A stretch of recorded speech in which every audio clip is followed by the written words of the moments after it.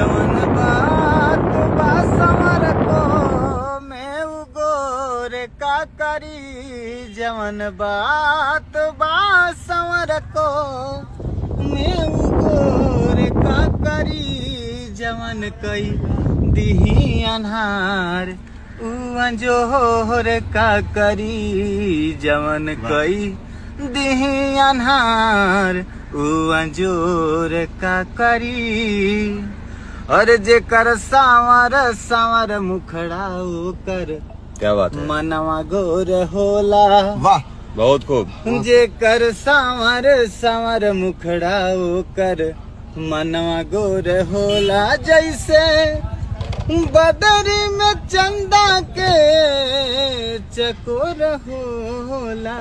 वाह क्या बात है। तजे कर सांवर सांवर मुखड़ा कर मनवा गोर होला।